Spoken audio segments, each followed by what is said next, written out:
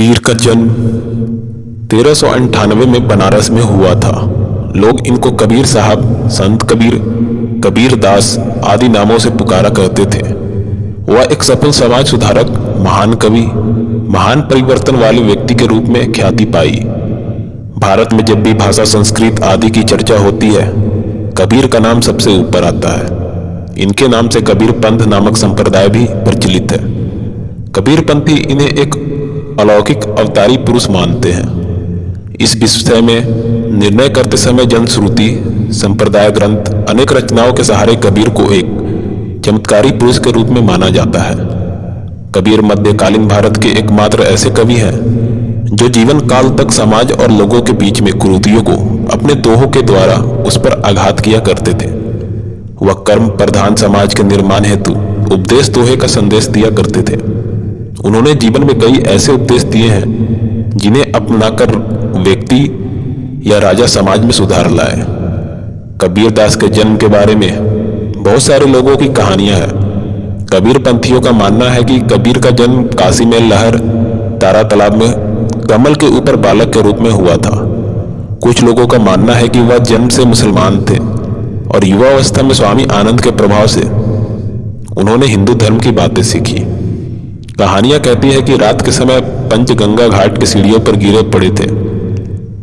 रामानंद स्नान करने आए और उनका पैर कबीर से टकराया। उसके बाद रामानंद जी के मुंह से राम राम निकला। इस राम को कबीर ने दीक्षा मंत्र मान लिया और रामानंद जी को अपना गुरु स्वीकार कर लिया। कबीर दास की शादी लोई नामक कन्या से हुई थी। विवाह के बाद कबीर दास जी का एक बेटा हुआ। उसका नाम कमाल था और एक बेटी कमाली।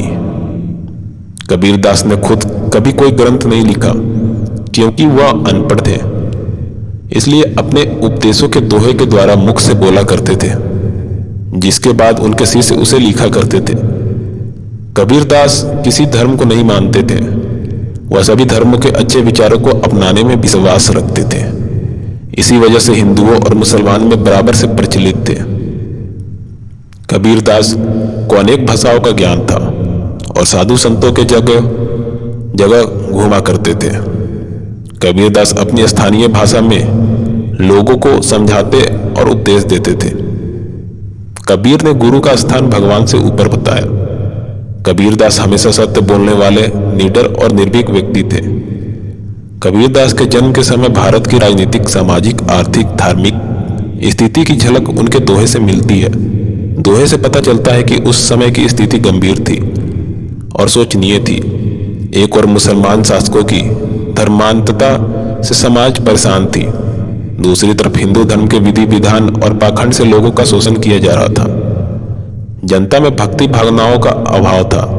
ऐसे संघर्ष में कबीर दास ने अपने दोहों के माध्यम से उस समय के लोगों के जीवन में भक्ति भावना को जगाया। इस्लाम धर्म को आगमन से भारतीय धर्म और समाज व्यवस्था में उठापटक चालू था। हिंदू धर्म के जाति व्यवस्था को पहली बार कोई दूसरा धर्म ठोकर मार रहा था। कबीर दास की कविताओं का एक एक शब्द पाखंड और पाखंडवाद या धर्म के नाम पर ढोंग करने वाले को खिलाफ थे। उनके दोहे मौलवियों और पंडितों के द्वारा किए जाने वाले पाखंड पर कुठाराघात करता था। असत्य और अन्याय की पोल खोलकर कबीर दास जागृत करते थे। कबीर अपने दोहे और प्रदूषण के द्वारा समाज में अंधविश्वासों को हटाने की कोशिश कर रहे थे। कबीर के नाम पर 8 ग्रंथ है। दूसरे इतिहासकारों के हिसाब से 84 ग्रंथ की उपस्थिति दर्ज की गई है। कबीर की वाणी का संग्रह विजक के नाम से भी मशहूर है। यह पंजाबी, राजस्थानी, खड़ी बोली, अवधी, पूर्वी, ब्रिजवासी समेत कई भाषाओं का मिश्रण है। कबीर दास की मृत्यु काशी के पास मगहर में सन 1518 में हुई थी। एक किंवदंती के हिसाब से उनके मरने के बाद विवाद पैदा हो गया। हिंदुओं का मानना था कि उनका अंतिम संस्कार हिंदू रीति रिवाजों के हिसाब से ही हो, जबकि आपकी मुसलमान समाज उन्हें अपना मानता था और इसलिए इस्लामी रीति रिवाजों के तहत दफन करना चाहता था। इस विवाद के कारण उनके शरीर से चादर हट गई। वहां लोगों ने फूलों का ढेर देखा।